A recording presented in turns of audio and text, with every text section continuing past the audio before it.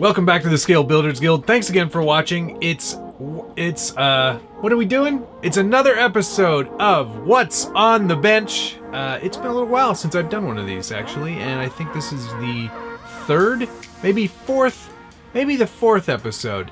Let's say it's the fourth episode of What's on the Bench. If you've never watched What's on the Bench before, it is an opportunity for you to see all of the projects that I have going on in this very limited workspace that I have. I am doing a ton of things, and being that it's July, I should be outside actually driving some of these things, but I haven't gotten to that point yet. I've got a lot more building to do, and there are some unfinished projects that are finally done that I'm pretty happy about.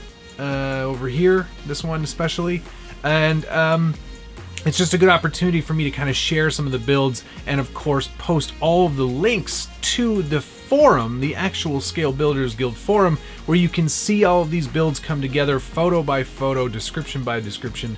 And it's the same for all the builds on the Scale Builders Guild. It's an excellent place for you to get inspiration, see how things are done, get a few tips, some tricks, maybe learn how to use styrene. And if you haven't already, go sign up, check out what the Scale Builders Guild is all about. I am sure that you will be blown away by the level of builds there, or just get some entertainment value out of. So go check out the forum. That's it. Go check it out. If you like slightly offensive shirts like this one, we've got a Teespring store. There is a whole little tiny thing down below this video playing right now where you can pick up some of that merch.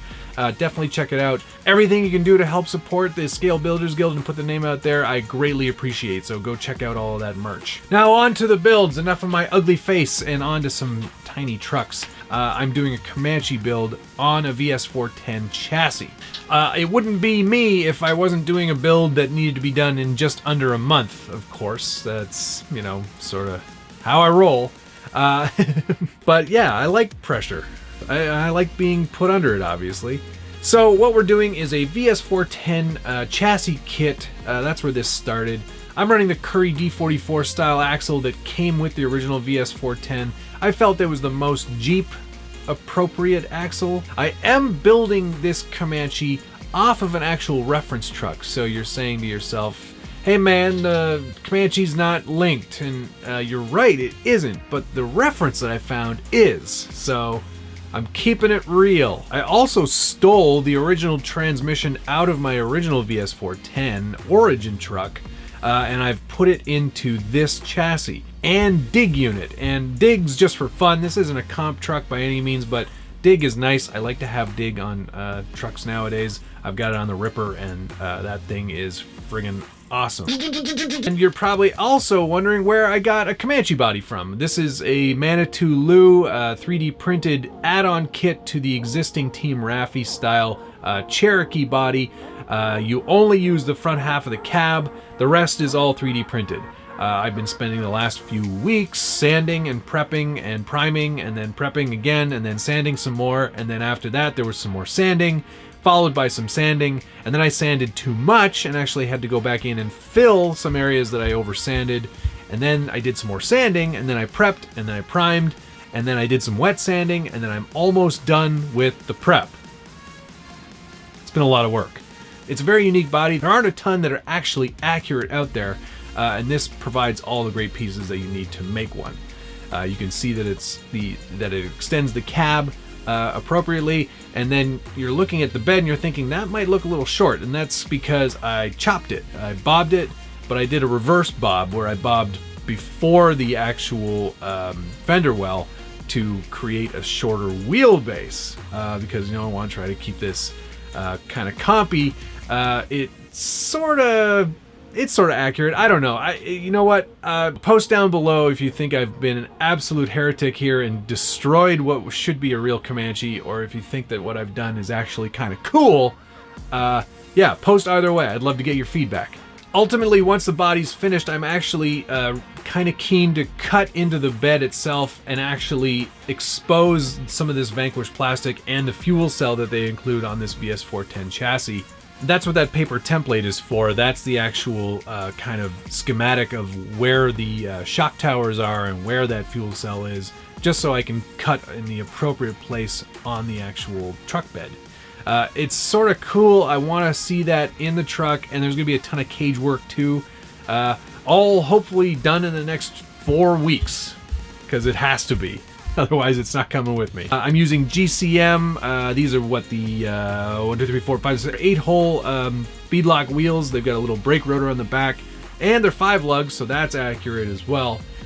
Just thought all in all, it was going to be a nice looking package, and I'm keen to actually get it finished. And hopefully, there will be another episode of What's on the Bench when this is actually done. We'll see. On to the next one. Way back on episode 1 of What's on the Bench, you probably would have remembered me working on this TRD Pro Toyota 4Runner 5th Gen, and I am proud to say that I'm finally done. This has been a year in the making, and I could not be happier with the results. Richard did a lot of the prep work on the body itself. I did all the paint work and details, and chassis reworking, and I can finally say that it's done and it actually works. I took it out to the local Recon G6 hosted by Parker not too long ago and gave it its maiden voyage on a Class 0 course set up by GCM Racing. They're very good friends, and they made sure that it was a course that this truck could handle without getting too many scratches on it. I managed to complete the course, and honestly, I could not be happier with the way the chassis performs. I think it's very accurate, it's not very great, and because I've left the front diff unlocked and only the rear locked, it definitely hinders performance in the best way possible.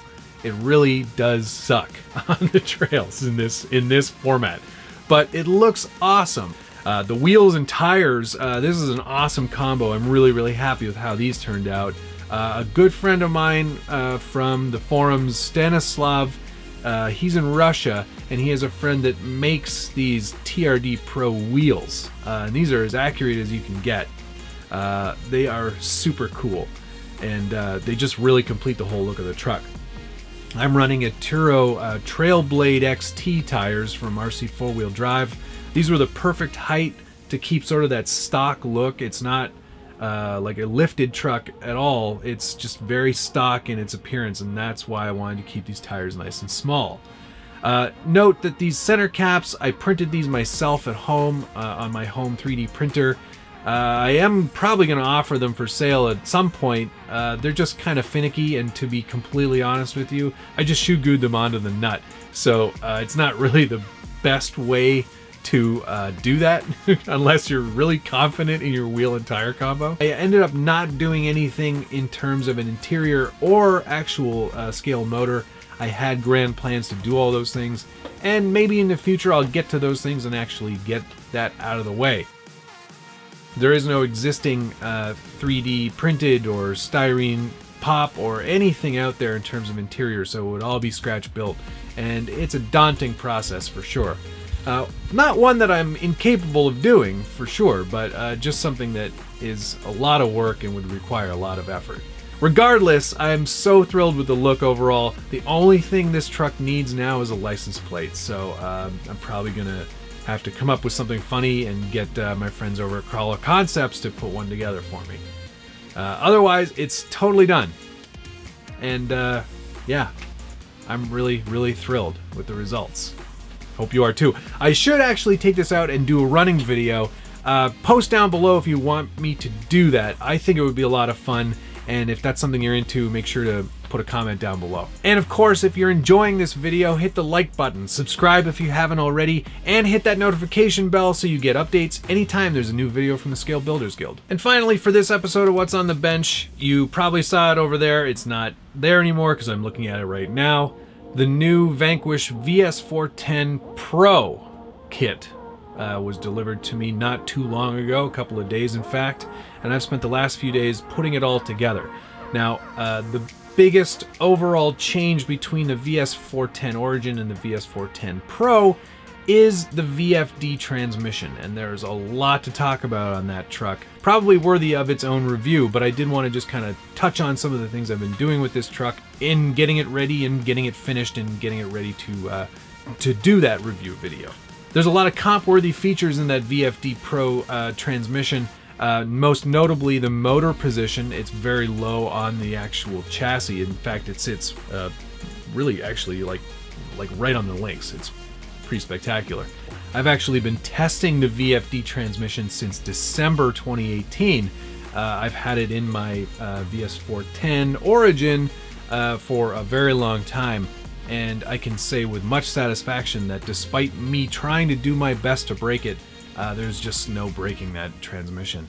I ran it at -30 C weather for multiple times, 4S batteries, the works, and I could not do anything except actually literally run the wheels right off the actual truck. So it's going to be a very robust, very good upgrade, and it's actually, in my opinion, probably one of the best kits ever. And I know that that's a bold claim, but I really do believe in this truck and in the actual design of the whole thing. They've really done their homework, and any of the things that might have been a setback or a negative in the Origin have all been corrected. But more spectacular than the truck itself, I think, is the paint job that I was able to achieve. And yes, I'm tooting my own horn because I'm very proud of this truck, and I wanted to share just some of the elements of that with you today. This is a scheme that I based off the old Tamiya King Cab Nissan that they offered back in the early 90s, mid 90s maybe.